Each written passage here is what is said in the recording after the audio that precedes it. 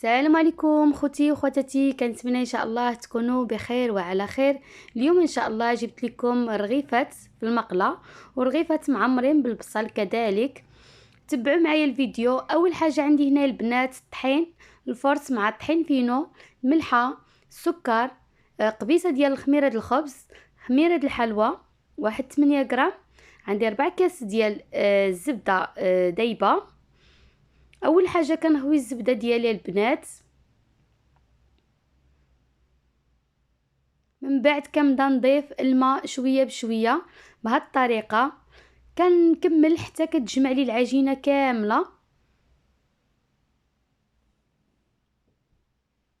انا بغيت نوريكم الطريقه ديالي كيفاش كيجيو الرغيفات. كنتمنى ان شاء الله ينالوا الاعجاب ديالكم، وما تبخلوش عليا خوتي بلايك والاشتراك في القناه. بالنسبه للناس جدادين، الا كنتي اول مره تشوف القناه ضغط على زر الجرس، وما تنسونيش من التعاليق ديالكم طبعا، وتبارطاجيو الفيديو مع الاهل والاحباب. هانتوما كتشوفوا البنات كنعجن العجينه ديالي بهذه الطريقه هذه، كندلكها مزيان وكنجمعها بهذه الطريقه. انا باش كنعجن الرغيفات ديالي باش كتجي العجينه طريه. دابا من بعد ما ساليت العجينه ديالي، دابا غادي نبدا نكور كويرات صغارين. هانتوما كتشوفوا بهذه الطريقه.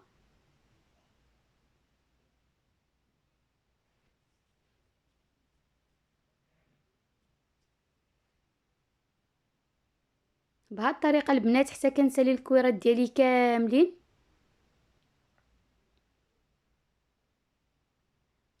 كما كتلاحظوا البنات انا دهنت يدي في الاول وصافي، ما كندهنش يعني كل مره نجي نقطع وندهن يديا. بالنسبه لهذا البنات باش نعمل الرغيفات ديالي كنخلط الزيت مع الزبده. هانتوما كتشوفوا دابا غادي نبدا ندهن. دابا عاد ملي كورتهم كاملين دابا غادي نبدا ندهن الكويرات ديالي كاملين حتى كنساليهم، وغادي نغطيهم بواحد بلاستيكه وغادي نخليهم يرتاحوا مزيان. من بعد غادي نمر الحشوه البنات. عندي هنايا البصله مشلضه رقيقه مع شويه ديال المعدنوس. غادي نخلي البصله ديالي تشحر لي مزيان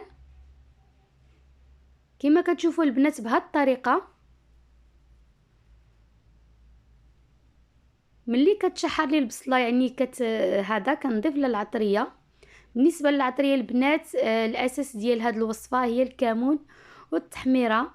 اللي بغى يضيف لها شويه ديال الابزار يضيفوا. هانتوما كتشوفوا الاكثريه انا بهذه الطريقه باش كنعمل الرغيفات ديالي اللي معمرين بالبصله.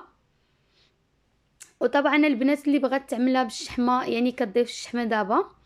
وانا غادي نضيف واحد بواطه ديال التون ديال المطيشه، يعني اللي بغاهم بالشحمه كيضيف الشحمه البنات. انا قلت لكم بالنسبه للاضافات نتوما كتحكموا اللي بغى شي حاجه يعني على حسب الذوق. دابا غادي نبدا نقرص الرغيفات ديالي من بعد ما وجدت لي الحشوه ومن بعد ما ارتاحوا لي. هانتوما كتشوفوا البنات بهذه الطريقه. كنتمنى ان شاء الله يكون الفيديو واضح، وما تنساوش ضغطوا على ديك لايك باش يطلع الفيديو للناس اخرين ان شاء الله.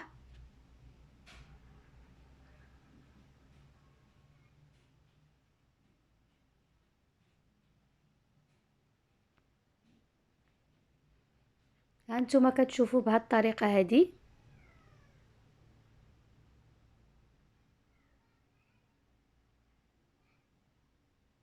كندهن شويه ديال الزيت والزبده وكنرش بالطحين فينو. اللي بغات تعمل سميده رقيقه يمكن لها تستعملها كذلك، يعني مع كل ثانيه باش كيجيو لي مورقين البنات نعملو طحين فينو والزيت والزبده، يعني كيكونوا مخلطين مع بعضياتهم.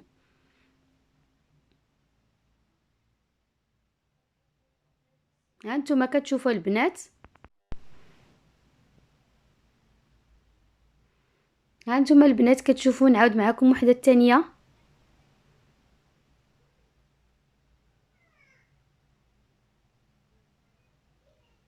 بهذه الطريقه البنات. كنتمنى ان شاء الله الفيديو يكون واضح. دابا غادي نوريكم ديال البصله باش كتجي معمره البنات. كتجي من جميع الجوانب عمره، ما كتجيش شي واحد جهه عامره واحد جهه خاويه وكطرطق.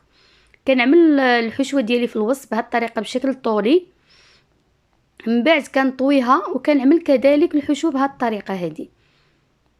ها نتوما كتشوفوا مع كل طويه كنعمل البصله. كيجيو البنات يا سلام ما تشبعوش منه.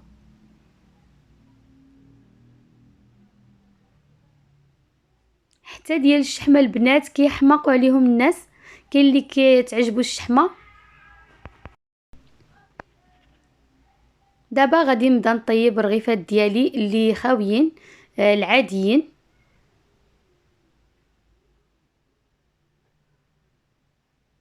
وخليوا لي التعاليق البنات. هانتوما كتشوفوا كيفاش كيجيو منفوخين وكيجيو خاويين من داخل كيجيو مورقين. ها هي اخر اللي معمره. انا البنات قبل ما تشبر لي الطياب كتكون باقي خضره كنقلبها باش كيتنفخوا البنات. يعني هذا هو السر ديال الرغيفات، ملي كيتنفخوا قبل ما يطيبوا من التحت كنقلب، ما نخليهاش تحمر لي عاد نقلبها.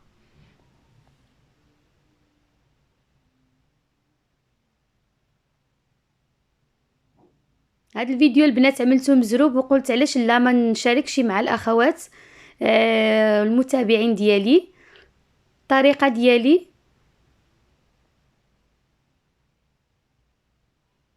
هانتوما كتشوفوا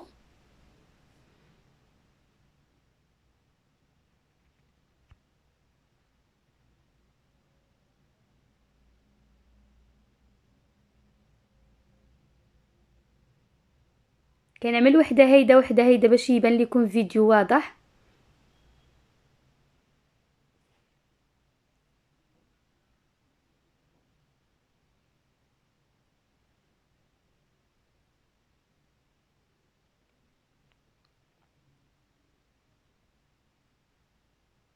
اللي بغات شي وصفه البنات ولا اللي بغات شي حاجه تحطها لي في التعاليق، وان شاء الله نعمل لكم فيديو ونشرح لكم التفاصيل ديال اي وصفه. ها هو الرغيفات ديالي، ها هي الرغيفات ديالي من بعد ما وجدوا لي. كنتمنى ان شاء الله ينالوا الاعجاب ديالكم. ما تبخلوش عليا بلايك والاشتراك في القناه وتبارطاجيو مع الاهل والاحباب. وبسلام عليكم فيديو اخر ان شاء الله.